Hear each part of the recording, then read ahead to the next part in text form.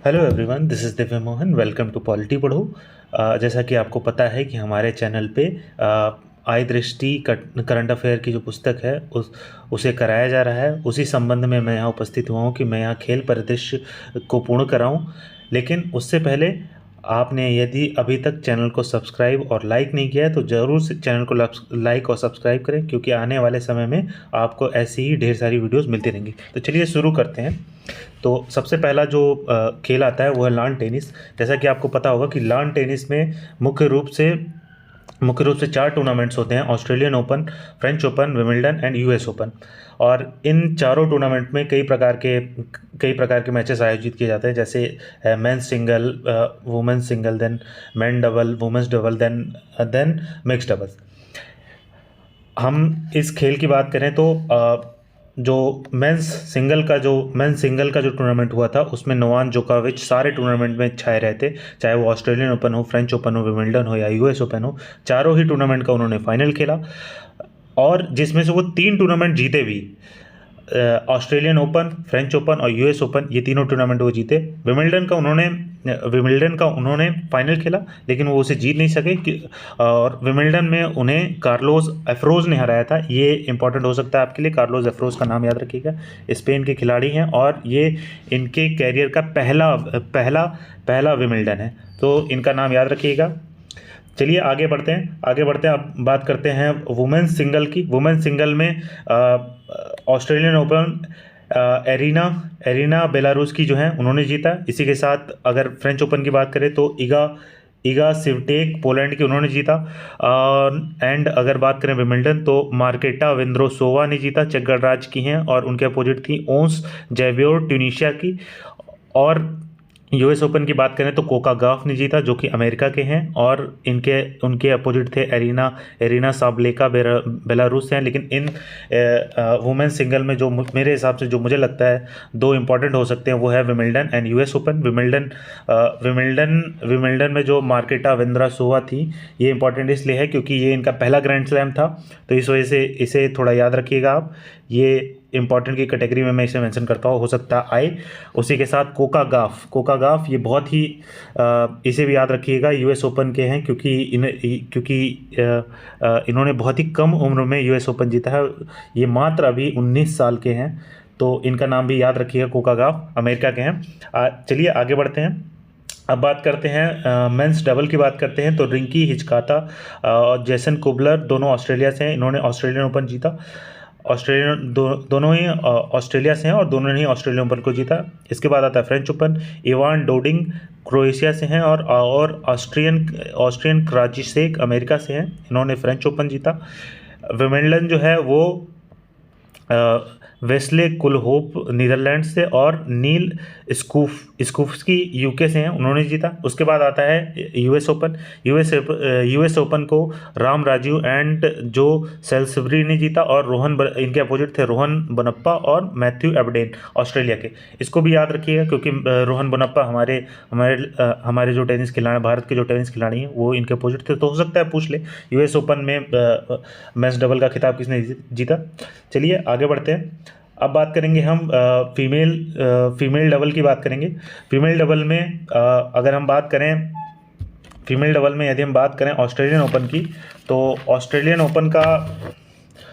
Open का खिताब जीता बारबोरा क्रेजिकोवा ने, और इनके साथ थी कैटरीना सीनियाकोवा, दोनों ही चेक गणराज्य की हैं। उसके बाद अगर हम बात करें फ्रेंच ओपन की, फ्रेंच ओपन में सी सुई जो चाइनीज़ ताइपे हैं, उनके साथ थे वांग ज्यून, चीन से ही, इन्होंने जीता। उसके बाद अगर हम बात करें विमिल्डन की तो विमिल्डन जीता सी सुवेई, चीन ताइपे, और इनके साथ थी बारबोरा स्ट्राइकोवा, चेक गणराज्य की।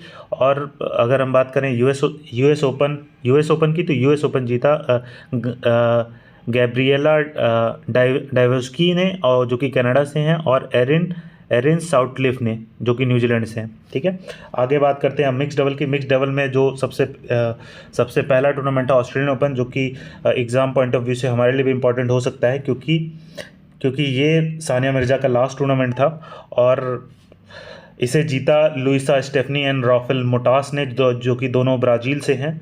और इनके अपोजिट थे सानिया मिर्जा और रोहर बोनप्पा, दोनों जो कि दोनों इंडिया से हैं। तो इसे याद रखिएगा कि मिक्स डबल का ऑस्ट्रेलियन ओपन किसने जीता, क्योंकि यहाँ भारतीय खिलाड़ियों ने शिरकत की, तो ये हो सकता है हमारे लिए इंपॉर्टेंट हो। उसके बाद हम बात करेंगे फ्रेंच ओपन की। तो फ्रेंच ओपन की यदि हम बात करें तो फ्रेंच ओपन को म्यू कातो और टेम पुटज ने जीता। उसके बाद अगर हम बात करें विमिल्डन की, तो मेट पाविक क्रोएशिया के हैं और ल्यूडनामाइल किचेनोक यूक्रेन से, उन्होंने जीता। इसके बाद हम बात करें यूएस ओपन की, तो उसे जीता एना डेलेनीला ने, जो कि कजाकिस्तान से, और हैरी हेलिओरा ने, जो कि फिनलैंड से है, इन्होंने जीता। चलिए दोस्तों, अब आगे बात करते हैं कुछ इंपॉर्टेंट फैक्ट की, जो कि ग्रैंड स्लैम से रिलेटेड थे, जिसमें ये था कि जैसे कि पहला फैक्ट इसमें ये है कि नोवाक जोकोविच ने ये अपना तीसरा फ्रेंच ओपन जीता, और ये सर्वाधिक उम्रदराज खिलाड़ी हैं जिन्होंने फ्रेंच ओपन जीता। विमिल्डन से बात करें तो जैसा कि मैंने पीछे ही बताया, कार्लोस अल्फराज का नाम, ये इनका पहला विमिल्डन खिताब था, तो इसे भी याद रखना है हमें। उसके बाद और ये स्पेन के भी खिलाड़ी हैं, और राफेल नडाल जो कि लेजेंडरी खिलाड़ी हैं, उनके बाद जीतने वाले ये दूसरे स्पेन के खिलाड़ी हैं। फिर मार्केटा वेंद्रुसोवा का नाम मैंने लिया था, जिन्होंने अपना पहला ग्रैंड स्लैम जीता, इसे भी याद रखिएगा। इसके बाद यूएस ओपन में जो इंपॉर्टेंट फैक्ट हमारे लिए इंपॉर्टेंट हो सकता है, वो जोकोविच का नाम हो सकता है, क्योंकि ये उनका चौथा यूएस ओपन था, और उसके साथ ही साथ इन्होंने अभी तक अपने जीवन में टोटल 24 ग्रैंड स्लैम जीत लिए हैं। और इसके साथ ही साथ इन्होंने ऑस्ट्रेलिया के मार्गरेट कोर्ट की बराबरी कर ली है, और ओपन युग में सर्वाधिक उम्रदराज खिलाड़ी हैं जिन्होंने मतलब ये खिताब जीते हैं। इसी के साथ 19 वर्षीय कोका गाफ का नाम मैंने लिया था, जिन्होंने बहुत यंग उम्र में ग्रैंड स्लैम जीता था, तो ये नाम याद रखिएगा। अब चलिए आगे बढ़ते हैं दोस्तों। अब हम बात करेंगे आईसीसी क्रिकेट वर्ल्ड कप की। जैसा कि आप सबको पता होगा कि क्रिकेट हमारे देश का एक बहुत ही महत्वपूर्ण और लोकप्रिय खेल है, लेकिन फिर भी हम क्रिकेट वर्ल्ड कप जीत नहीं सके। लेकिन एग्ज़ाम पॉइंट ऑफ व्यू से हमें क्रिकेट की फिर भी बात करनी पड़ेगी, क्योंकि क्रिकेट हो सकता है एक इम्पॉर्टेंट हिस्सा हो हमारे एग्ज़ाम का भी। तो चलिए हम सबसे पहले बात करेंगे आईसीसी वर्ल्ड कप 2023 की। ये वर्ल्ड कप का 13वां संस्करण था, और भारत में 5 अक्टूबर से 19 नवंबर 2023 के बीच में आयोजित किया गया। और भारत में यह चौथा अवसर है जब भारत में आयोजित किया जा रहा है, और इस बार भारत ने ही पूर्णतः मेज़बानी की आईसीसी वर्ल्ड कप की। यह पहला अवसर भी था जब भारत में ही सारे मैचेस का आयोजन किया गया, और इसके 2 शुभांकर थे, ब्लेज और टोंक। अगर जिसको नहीं पता हो शुभांकर क्या होता है, तो शुभांकर का मतलब कि एक गुड लक की कोई ऐसी चीज़ निर्धारित की जाती है जो गुड लक के रूप में हमारे लिए साबित हो। तो शुभांकर के रूप में यहाँ ब्लेज और टोंक को निर्धारित किया गया था। इसका आधिकारिक गीत था दिल जशन जशन बोले, और इसके ग्लोबल एम्बेसडर थे सचिन तेंदुलकर। और इसमें कुल 10 टीमों ने शिरकत लिया, 10 टीमों ने कुल शिरकत किया, जिनके नाम है भारत, ऑस्ट्रेलिया, दक्षिण Africa, New Zealand, Pakistan, Afghanistan, England, Sri Lanka and Netherland ने भाग लिया। और इंडिया और ऑस्ट्रेलिया का फाइनल हुआ था, जिसमें मुझे बड़े दुख के साथ कहना पड़ रहा है कि 6 विकेटों से भारत हार गया।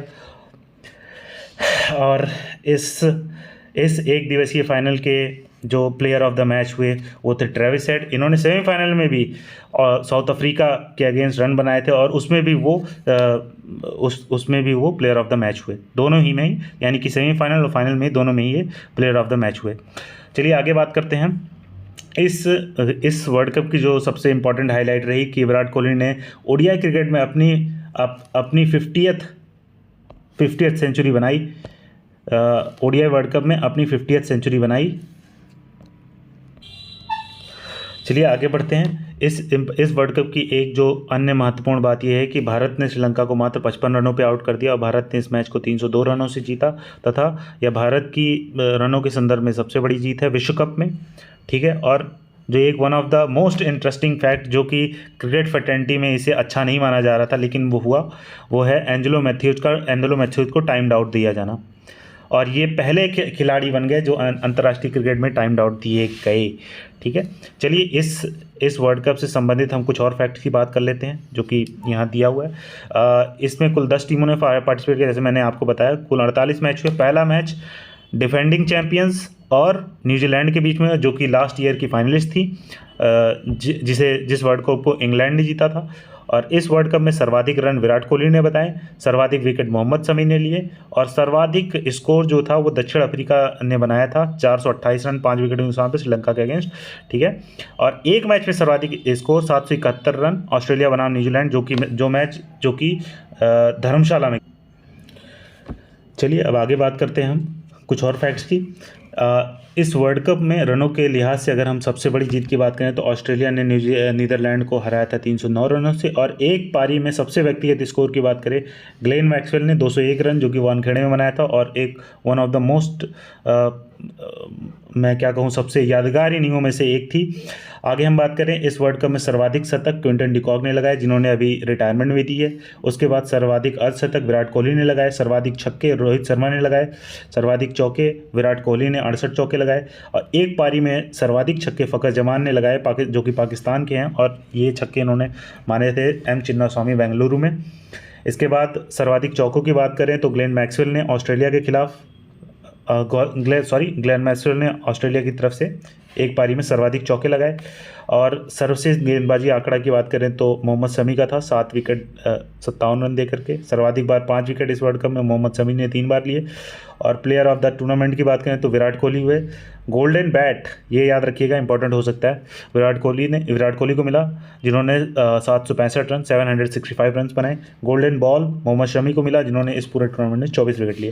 और इसके बाद यदि हम बात करें कि आगे आने वाला 50 ओवर वर्ल्ड कप कहाँ आयोजित किया जाएगा, तो आने वाला 50 ओवर वर्ल्ड कप जैसा कि आपको पता होगा 2027 में होगा, और ये साउथ अफ्रीका, नमीबिया और जिम्बाब्वे की जॉइंट होस्टिंग में होस्ट किया जाएगा। इसके बाद हम बात करते हैं जो इसका भी अगला संस्करण होगा, वो अगेन फिर से भारत उसकी मेज़बानी करेगा, और भारत इस वर्ल्ड कप की मेज़बानी करेगा। लेकिन ट्विस्ट ये है कि भारत इस बार बांग्लादेश के साथ जॉइंट मेज़बानी करेगा वर्ष 2031 में। तो इस फैक्ट को भी याद रखिएगा, इंपॉर्टेंट हो सकता है आपके लिए। चलिए दोस्तों, अब बात करते हैं 37वें राष्ट्रीय खेल 2023 की, जिसका आयोजन गोवा में 19 अक्टूबर से 9 नवंबर के बीच में किया गया। और इस प्रतियोगिता का पूर्णतः आयोजन गोवा में नहीं किया गया, इसके कुछ जो हिस्से थे वो नई दिल्ली में आयोजित किए गए, जैसे कि साइकिलिंग और गोल्फ को नई दिल्ली में आयोजित किया गया। ठीक है, और इसमें पहली बार जो खेल शामिल हुए वो हैं फुटबॉल, रोल बॉल, गोल्फ, उसके बाद स्क्वैश, मार्शल आर्ट्स, ये सारे खेल जो है जो कि आप देख सकते हैं, पेंच सिल्ड, ये सब खेल पहली बार आयोजित किए गए इस प्रतियोगिता में। इस प्रतियोगिता का जो शुभांकर था वो है मूंगा, एक भारतीय बाइसन। ठीक है, इसका जो ऑफिशियल एंथम था वो है गेट सेट गोवा। और अगर हम पदक तालिका की बात करें तो उत्तर प्रदेश इसमें, जो कि हमारे लिए इंपॉर्टेंट है एग्जाम पॉइंट ऑफ व्यू से, 15वें नंबर पे था। और उत्तर प्रदेश ने इसमें 11 स्वर्ण, 24 रजत, 36 कांस्य और टोटल 71 मेडल जीते। इसमें जो टॉप 3 में थी वो पहले थी महाराष्ट्र, जिसने कुल 228 मेडल जीते, जिसमें 80 गोल्ड, 69 रजत, 79 कांस्य। और सर्विसेज स्पोर्ट कंट्रोल बोर्ड, जैसा कि आपको पता होगा कि ये इंडियन आर्म फोर्सेस द्वारा रन की जाती है, और इन्होंने 66 स्वर्ण, 27 रजत और 33 कांस्य जीते, जिसमें टोटल 126 मेडल इन्होंने जीते। उसके बाद तीसरे नंबर पर हरियाणा रहा, जिसने 62 स्वर्ण, 55 रजत और 75 कांस्य और 192 कुल मेडल जीते। इस क्रम में यदि हम आगे बात करें तो कुछ और इम्पोर्टेंट फैक्ट की बात करते हैं। राजा भलेंद्र सिंह, इनका नाम भी याद रखिएगा, इन्होंने सर्वाधिक स्वर्ण पदक इस राष्ट्रीय खेलों में जीते। इसके बाद आप याद रखिएगा अगला संस्करण कहाँ आयोजित किया जाएगा, जो कि 38वां राष्ट्रीय खेल संस्करण है, जो कि उत्तराखंड में आयोजित किया जाना है। यह आपके लिए इंपॉर्टेंस होता है, बाकी फैक्ट उतनी इंपॉर्टेंट नहीं है। तो चलिए आगे बढ़ते हैं। अब हम बात करेंगे 19th एशियाई खेलों की बात करेंगे, जो कि इम्पॉर्टेंट है। 19th एशियाई खेलों का, जैसा कि आपको पता भी होगा अगर आप करंट अफेयर को थोड़ा फॉलो करते हैं, तो होंगजाऊ चीन में 23 सितंबर से 8 अक्टूबर 2023 के मध्य आयोजित किया गया। और इसकी मिसाल को बोलते हैं एटर्नल फ्लेम। ठीक है, आगे यदि बात करें इसका शुभंकर या मैस्कॉट क्या था, तो इसमें 3 रोबोट्स थे जिसको स्पोर्टी रोबोट बोला गया। उन्हें मैस्कॉट के रूप में बनाया गया, जिनका नाम था चेन और कांग और लियान। ये 3 मैस्कॉट थे। तो इनका नाम याद रखिएगा, हो सकता है पूछ लें क्योंकि रोबोट्स हैं और थोड़े इंपॉर्टेंट हो सकते हैं। उसके बाद अगर हम बात करें कि ऑफिशियल एम्बलम क्या था इसका, तो ऑफिशियल एम्बलम था कि टाइड सर्जिंग, ये इसका ऑफिशियल एम्बलम था। और ऑफिशियल स्लोगन की बात करें तो इसका ऑफिशियल स्लोगन था heart to heart at the rate future. इसके बाद ये बात करें कि भारतीय ध्वज भारत की तरफ से इस इस एशियाई खेल के उद्घाटन समारोह में भारतीय दल का ध्वजवाहक कौन था, तो ध्वजवाहक थे हमारे भारतीय हॉकी टीम के कप्तान हरमनप्रीत सिंह, जो कि डिफेंडर हैं। कंफ्यूज मत कीजिएगा हरमनप्रीत कौर और हरमनप्रीत सिंह में। हरमनप्रीत सिंह हैं जो कि हॉकी से संबंधित हैं, और वो हरमनप्रीत कौर हैं जो वुमेंस क्रिकेट से संबंध रखती हैं। ये हमारे हॉकी टीम के डिफेंडर हैं। और इनके साथ जो थी वो है महिला मुक्केबाज लवलीना बोरगोहेन। उद्घाटन समारोह में भारतीय दल के ध्वजवाहक थे। इसके बाद हम बात करें कि इसमें टोटल 40 खेल और 61 खेल विषयों और 481 प्रतिस्पर्धाओं का आयोजन किया गया। जो इसमें एक इम्पॉर्टेंट फैक्ट है कि इसमें ई स्पोर्ट और ब्रेक डांसिंग को पदक खेलों के रूप में इन खेलों में पहली बार शामिल किया गया। तो इसको याद रखिएगा, ई स्पोर्ट और ब्रेक डांसिंग को इसमें पहली बार तवज्जो दी गई। इसके बाद यदि हम बात करें 19वें एशियाई खेल में कुल 45 देशों ने और 12,000 से ज़्यादा एथलीटों ने 19वें एशियाई खेलों में प्रतिभाग किया। और चीन लगातार 11वीं बार एशियाई खेलों की पदक तालिका में शीर्ष स्थान पर रहा। यदि हम इसकी पदक तालिका की बात करें तो पदक तालिका में, जैसा कि मैंने आपको बताया कि पदक तालिका में चीन शीर्ष पर रहा, तो चीन ने टोटल 201 स्वर्ण, 111 रजत, 71 कांस्य और टोटल 383 मेडल जीते। लेकिन अगर भारत की पोजीशन की बात करें तो भारत चौथे पोजीशन पर रहा, जिसमें 28 स्वर्ण, 38 रजत, 41 कांस्य और टोटल 107 मेडल थे। और नंबर 2 और नंबर 3 की पोजीशन की बात करें तो एक जापान था नंबर 2 पे, और नंबर 3 पे था दक्षिण। चलिए अब आगे बात करते हैं, क्योंकि 19th एशियन गेम्स में भारत का प्रदर्शन हमारे लिए इंपॉर्टेंट है एग्जाम पॉइंट ऑफ व्यू से। तो बात करें यदि हम तो भारत के प्रदर्शन की, तो 19वें एशियाई खेलों की पदक तालिका में भारत चौथे स्थान पर रहा। और भारत ने इस बार कुल 107 पदक, 28 स्वर्ण और 38 रजत और 41 कांस्य पदक जीते। पदक तालिका के लिहाज से एशियाई खेलों के इतिहास में भारत का तीसरा सर्वश्रेष्ठ प्रदर्शन रहा। यदि हम बात करें कि प्राप्त पदकों के लिहाज से, तो भारत का यह सर्वश्रेष्ठ प्रदर्शन रहा, अभी तक का ये हाईएस्ट पदक है। ठीक है। और एशियाई खेलों में भारत ने पहली बार 100 से ज़्यादा पदक जीते। ठीक है। और 19th एशियन गेम में भारतीय क्रिकेट टीम ने पहली बार शिरकत किया, जिसमें भारतीय महिला क्रिकेट टीम ने फाइनल में श्रीलंका को हराया और भारतीय पुरुष क्रिकेट टीम ने फाइनल में अफगानिस्तान को हराया, और दोनों ने ही स्वर्ण पदक जीते। कबड्डी याद रखिएगा, कबड्डी के दोनों स्वर्ण भारत को हासिल हुए। दोनों स्वर्ण का मतलब मेल फीमेल दोनों की बात हो रही है। और इसमें हम बात करें कि जो मेल का मैच हुआ था वो काफ़ी क्लोज मैच गया था, और one of the most interesting match I have seen in recent time in terms of kabaddi, क्योंकि वो अगर मुझे ठीक से याद है तो पॉइंट टेबल में 29-31 के आसपास था। चलिए आगे बात करते हैं अब हॉकी की। तो जैसा कि आपको पता होगा कि हॉकी में एशियन गेम्स में भारत ने जो प्रीवियस चैंपियन थे जापान, उनको पराजित कर स्वर्ण पदक जीता। ठीक है। और कुछ और इम्पॉर्टेंट फैक्ट की बात करें इस एशियन गेम के हिसाब से, तो ओजस प्रवीण देवतल्ले तीरंदाज में इन्होंने 3 स्वर्ण जीते। उसके बाद यदि हम बात करें ज्योति सुरेखा वेन्नम तीरंदाज में 3 स्वर्ण जीते। ऐश्वर्य प्रताप सिंह तोमर निशानेबाजी में इन्होंने 2 स्वर्ण, 1 रजत, 1 कांस्य जीते। और यदि हम बात करें सर्वाधिक मूल्यवान खिलाड़ी, इनका नाम याद रखिएगा, मुझे उम्मीद तो कम है कि पूछे जाएंगे एग्जाम में, लेकिन फिर भी नाम एक बार देख लीजिएगा। सर्वाधिक मूल्यवान खिलाड़ी में झांग यूफुई चीन से हैं, जिनका संबंध तैराकी से है। इन्हें सर्वाधिक मूल्यवान महिला खिलाड़ी घोषित किया गया, और इन्होंने कुल 6 स्वर्ण पदक जीते। इसके बाद किन हयांग चीन की, ये भी तैराकी की खिलाड़ी हैं, इन्हें सर्वाधिक मूल्यवान पुरुष खिलाड़ी घोषित किया गया, और इन्होंने 19th एशियन गेम्स में 5 स्वर्ण पदक और 1 रजत पदक हासिल किया। और अगर हम बात करें कि 19वें एशियाई गेम्स में जो भारत के समापन समारोह में भारत के ध्वजवाहक जो थे वो थे प्रिया श्रीजेश, जो कि गोलकीपर हैं हमारे हॉकी टीम के। इसके बाद यदि हम बात करें कि अगला एशियाई गेम्स कहाँ आयोजित किया जाएगा, तो जापान के आइची और नगोया में आयोजित किया जाएगा, जो कि वर्ष 2026 में आयोजित किया जाना है। और ये तीसरा मौका है जब यहाँ एशियन गेम्स का आयोजन किया जाएगा आफ्टर 1994।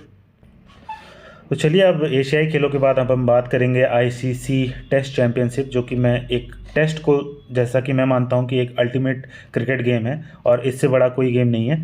तो चलिए बात करते हैं टेस्ट चैंपियनशिप की, जो कि आयोजित किया गया the cricket Oval cricket stadium में आयोजित किया गया। और ये टेस्ट चैंपियनशिप का दूसरा संस्करण था और इसके विजेता थे ऑस्ट्रेलिया और इसके उप विजेता थे भारत। भारत ने दोनों ही फाइनल खेले हैं, इस बात को आप ध्यान रखिएगा, दोनों ही संस्करण के फाइनल खेले हैं।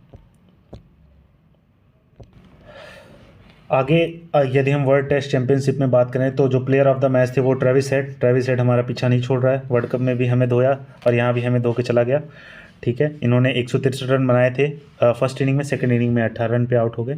चलिए आगे बात करते हैं, यदि हम खेलो इंडिया यूनिवर्सिटी गेम्स की बात करें, ये भी इंपॉर्टेंट इसलिए हो सकता है क्योंकि इसका आयोजन उत्तर प्रदेश में किया गया था। उत्तर प्रदेश के 4 शहरों में, याद रखिएगा दोस्तों, लखनऊ, वाराणसी, गोरखपुर, नोएडा में इसका आयोजन किया गया था उत्तर प्रदेश में। और निशानेबाजी का जो कॉन्टेस्ट था वो दिल्ली में आयोजित किया गया था और इसका आयोजन 25 मई से 3 जून के बीच में किया गया था।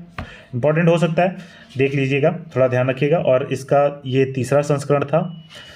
इसका शुभांकर था जीतू, एक बारहसिंगा, जो कि उत्तर प्रदेश का एक राजकीय पशु है, पूछ सकते हैं क्योंकि ये राजकीय पशु है उत्तर प्रदेश का। और इसकी मसाल थी शक्ति। इसका ऑफिशियल एंथम जो था वो था खेलो इंडिया हर दिल में देश, और गायक का नाम था पलाश सेन। पलाश सेन का नाम आप सभी ने सुना होगा, मुझे बताने की ज़रूरत नहीं है। आगे यदि हम बात करें पदक तालिका में, तो पदक तालिका में पंजाब विश्वविद्यालय चंडीगढ़ उसे पहली रैंक प्राप्त हुई। उसके उपरांत यदि हम बात करें गुरु नानक देव विश्वविद्यालय अमृतसर, इसे दूसरी रैंक प्राप्त हुई। जैन विश्वविद्यालय कर्नाटक, इसे तीसरी रैंक प्राप्त हुई। आगे यदि हम बात करें सर्वश्रेष्ठ एथलीट, तो वो शिव श्रीधर थे, जो कि जैन विश्वविद्यालय कर्नाटक से उनका संबंध है और एक तैराक हैं। इन्होंने कुल 11 पदक जीते। उसके बाद श्रृंगी बांदेकर, जैन विश्वविद्यालय से इनका भी संबंध है, ये भी तैराक हैं और इन्होंने कुल 9 पदक जीते। आगे चलिए बात करते हैं हम इंडियन प्रीमियर लीग की। जैसा कि आप सभी को पता है कि क्रिकेट आप सभी को, अब यदि हम आगे बात करें इंडियन प्रीमियर लीग की, तो इंडियन प्रीमियर लीग में जैसा कि आपको पता है कि भारत में आयोजित होने वाला एक क्रिकेट टूर्नामेंट है जिसमें टोटल 10 टीमें शिरकत करती हैं 10 ग्रे मैदानों पे। इसके साथ ही साथ इस बार गुवाहाटी और धर्मशाला में भी आईपीएल के 16वें संस्करण का आयोजन किया गया था और इसकी विजेता थी चेन्नई सुपर किंग्स और उप विजेता थी गुजरात टाइटंस। और इसी के साथ चेन्नई सुपर किंग्स ने मुंबई इंडियंस की बराबरी कर ली खिताबों के मामले में। मुंबई इंडियंस और चेन्नई सुपर किंग्स दोनों के 5 खिताब हो गए हैं। यदि हम व्यक्तिगत पुरस्कार की बात करें तो सर्वाधिक मूल्यवान खिलाड़ी या मोस्ट वैल्यूएबल प्लेयर जो थे वो थे हमारे शुभमन गिल। चलिए यदि हम आईपीएल के 16वें संस्करण में आगे कुछ इंपॉर्टेंट फैक्ट की बात करें तो ऑरेंज कैप शुभमन गिल ने जीता, बहुत ही अच्छा प्रदर्शन, इन्होंने कुल 890 रन बनाए। पर्पल कैप मोहम्मद शमी जी ने जीता, 28 विकेट थे। Emerging player of the season Yashasvi Jaiswal को मिला राजस्थान रॉयल्स की तरफ से, और catch of the season Rashid Khan को मिला गुजरात टाइटंस के लिए। और यदि हम बात करें कुछ और इंपॉर्टेंट फैक्ट की तो विराट कोहली जी यहाँ भी छाए रहे और विराट कोहली ने रॉयल चैलेंजर बैंगलोर की तरफ से आईपीएल के इतिहास में कुल 7000 रन बना दिए हैं। कीर्तिमान पे कीर्तिमान ठोके जा रहे हैं विराट कोहली जी। चलिए आगे यदि हम बात करें तो आईपीएल के इतिहास में विराट कोहली जी ने ही सर्वाधिक 7 शतक लगाने वाले खिलाड़ी भी हैं। और एक और इम्पॉर्टेंट फैक्ट जो कि हो सकता है इम्पॉर्टेंट हो, ये है कि आईपीएल का 1000वां मैच का आयोजन किया गया जो कि था मुंबई इंडियंस और राजस्थान रॉयल्स के बीच में, जिसे मुंबई इंडियंस ने राजस्थान रॉयल्स को 6 विकेट से पराजित किया। और इसमें यशस्वी जायसवाल ने 124 रन बनाए थे जो कि प्लेयर ऑफ द मैच चुने गए। इसके बाद यदि हम बात करें आईपीएल के अगले संस्करण की जिसका आयोजन होना है उसका मिनी ऑक्शन हुआ। मिनी ऑक्शन, जैसा कि आपको पता है आईपीएल एक मिनी ऑक्शन में कई खिलाड़ियों की ज़िंदगी बनती है, तो उसी क्रम में हम बात करते हैं मिनी ऑक्शन का आयोजन दुबई के यूएई में 19 दिसंबर 2023 को आयोजन किया गया, वर्ल्ड कप के ठीक बाद। और इसके जो सर्वाधिक महंगे खिलाड़ी थे वह थे मिचेल स्टार्क। इन्हें तो केकेआर ने अंधा पैसा दे दिया और टोटल इन्हें 24.75 करोड़ रुपए में खरीदा। इसके बाद यदि हम बात करें दूसरे जो मोस्ट वैल्यूएबल खिलाड़ी थे वो है पैट कमिंस। इन्हें भी 20.5 करोड़ में 20.50 करोड़ में रुपए में सनराइजर्स हैदराबाद ने खरीदा। चलिए दोस्तों, अब आगे बात करते हैं वुमेंस प्रीमियर लीग की। ये भी इम्पोर्टेंट हो सकता है क्योंकि यूपीपीएससी का झुकाव थोड़ा इस तरफ रहता है। तो चलिए देखते हैं। वुमेंस प्रीमियर लीग का आयोजन बीसीसीआई द्वारा मुंबई में किया गया। मुंबई के 2 स्टेडियम्स में मेनली किया गया था इसका आयोजन, और ये पहला संस्करण था इसके प्रायोजक थे या स्पॉन्सर जिसे कह लें वो टाटा थी। टाटा वुमेन प्रीमियर लीग के नाम से इसे जाना जाता था। और इसका शुभांकर शुभांकर जो था वो शक्ति एक शेरनी, इसे याद रखिएगा दोस्तों। उसके बाद यदि हम विजेता टीम की बात करें तो वो थी मुंबई इंडियंस, और यदि उप विजेता की बात करें तो वो थी दिल्ली कैपिटल्स।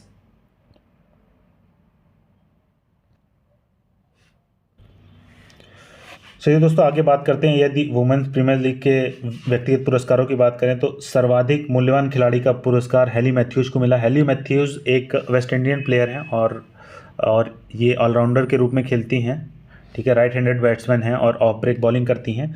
और यदि हम फेयर प्ले पुरस्कार की बात करें तो वो भी मुंबई इंडियंस को मिला। जैसा कि आपको पता होगा, फेयर प्ले यानी कि गेम भावना के हिसाब से किसने गेम खेला उसे फेयर प्ले अवार्ड दिया जाता है। ऑरेंज कैप की यदि हम बात करें तो मैगलेनिंग, द ग्रेट मैगलेनिंग, दिल्ली कैपिटल्स की, उन्हें 345 रन बनाने के कारण उन्हें ऑरेंज कैप दिया गया। पर्पल कैप यदि बात करें तो वो भी हेली मैथ्यूज को ही मिला। हेली मैथ्यूज मुंबई इंडियंस की, जिन्होंने 16 विकेट लिया। ये एक ऑफ स्पिनर है जैसा कि मैंने आपको बताया। तो दोस्तों, मैंने कुछ हिस्से अभी खेल परिदृश्य के कराए हैं। इसके आगे भी मैं लेक्चर्स को कंटिन्यू करूँगा, लेकिन आज यहीं तक रखते हैं और जल्दी ही इसका मैं दूसरा पार्ट आपके सामने लेके आऊँगा। तो आज यहीं तक रखते हैं। बस आपसे एक ही रिक्वेस्ट है कि इस चैनल को सब्सक्राइब करें और लाइक करें और ज़्यादा से ज़्यादा लोगों में शेयर करें। Thank you so much. Have a nice day.